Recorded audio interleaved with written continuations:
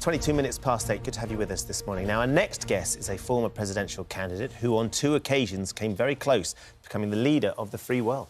US Senator Bernie Sanders is now directing his fire at billionaires while pushing for a 4-day working week for everyone else. We're going to be chatting to him in just a moment. But first, here's Angela Barnes on his impressive career. Bernie Sanders stood in the race for nomination against Hillary Clinton and Joe Biden, gaining huge support with his vision for sweeping change. That support was not enough to give him a run at the White House, but over a 50-year career as an independent Democrat, he rose from mayor of Burlington in Vermont to become a national political heavyweight. His social reform policies on free healthcare, taxing billionaires and narrowing the gap between rich and poor is said to have reshaped American politics. Recently, he's become an unlikely star of the internet. But at 81, he still draws crowds in their tens of thousands, the one politician that even Trump thought he couldn't beat. Well, delighted that Senator Bernie Sanders joins us now this morning. Good morning to you. Thank you so much for coming in. Before we get into the book and the politics, I wonder how you're finding the experience of being here in the UK and meeting us all and getting a sense of what's going on. Having a great time. Last night we did an event in London. We had a wonderful turnout, great people.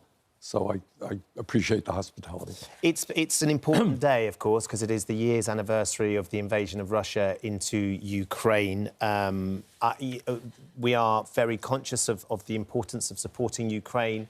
President Zelensky has been sort of relentless in his urging of European governments, of American governments, of the British government to continue that support. I wonder where your feeling is towards how much financial support, what sort of support we should be offering the Ukrainians, and at what point that needs to draw a line.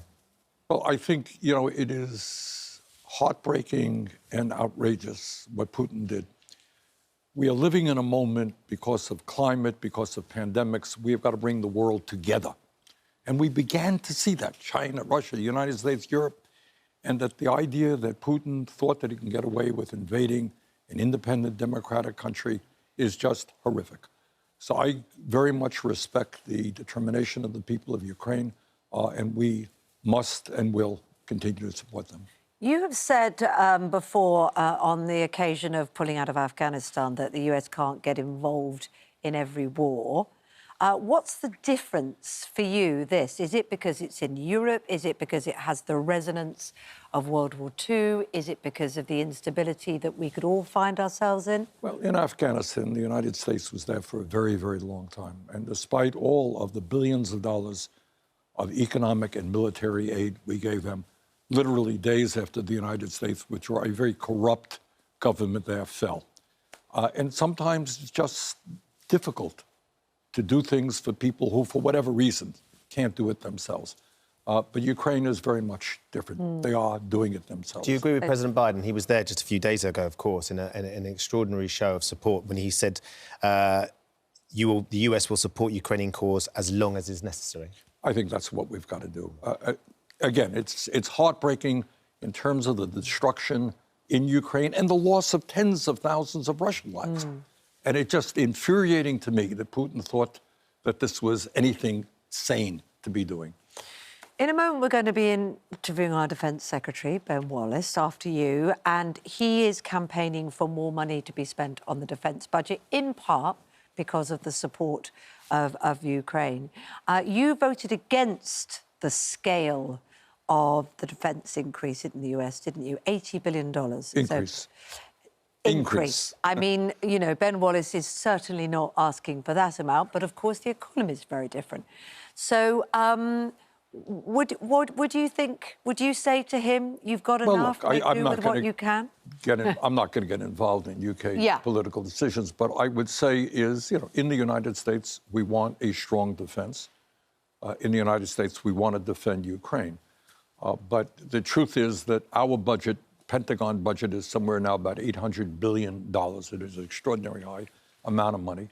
The president asked for $40 billion more.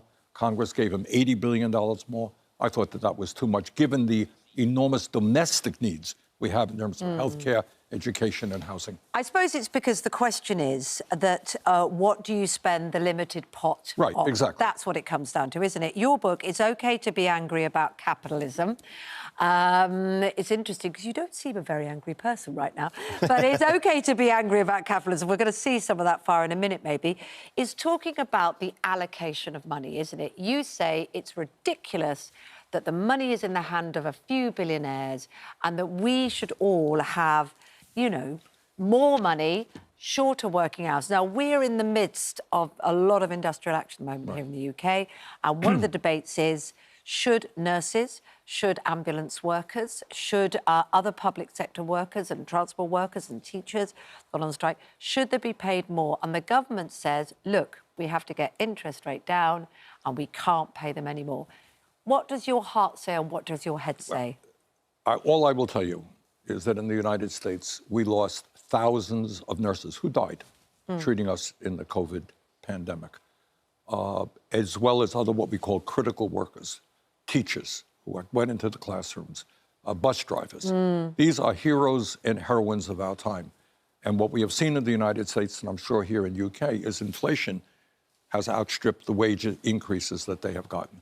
So I think a democratic, civilized society has got to respect the hard work that nurses and teachers and bus drivers do and pay them the kind of wages they deserve.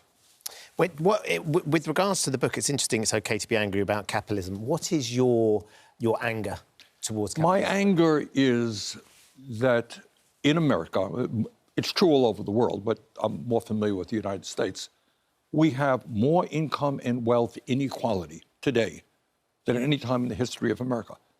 There are three multi-billionaires in America who own more wealth than the bottom half of American society. Can you believe that? You have the top 1% owning more wealth than the bottom 92%. Wow. And during the pandemic, what you saw is while working people went to work and died, keeping the economy going, billionaires became much richer. And in America today, a lot of people don't know this, over 60% of our people are living paycheck to paycheck. I don't know if that phrase resonates. Sure. Yeah. It means they go to work, they come back, they got nothing. People can't afford housing, they can't afford childcare. Our healthcare system is different than yours. Ours is a total disaster. And we spend twice as much on healthcare as you do, and yet we have 85 million people who are uninsured or underinsured. Kids can't afford to go to college, or they leave school deeply in debt. So, Bernie, should these multi-billionaires be forced to share the wealth? Is that your frustration? Damn right they should. And I think we have got to say, look, you work hard. One second. You work hard. You start a business, you make money, fine, become rich. But there's got to be a limit. Do you really need $50 billion, $100 billion? Where are you going to spend that money? How many homes, how many islands are you going to own? So, you know, people work hard. Would you tax them? Would you get the money back? Absolutely. I mean, we should have a progressive tax system which says to billionaires, you're going to pay your fair share of taxes. In my own view, to be honest with you, may sound radical. I don't think we need billionaires. You want to be rich? That's fine. Take good care of your family. Buy 5 homes. But you don't need 50 homes. We don't have a lot of time, unfortunately. There's so much we could talk to you. It's fascinating hearing you talk. The one thing that we would love to talk to you about, though, because it resonates here in the UK... resonates with me, because I get a lot of things talked about. ...is when you became a hit because of your mittens. Now, I think you could become a mitten billionaire, Bernie, because if you could market these... there's a market, particularly here in the UK. Where did someone knit these mittens for you? Yeah, somebody in my state knitted it, and I had them in my pocket. I mean, it wasn't like a big deal. I mean, that's what I wear every day. It gets very cold in Vermont. Yeah.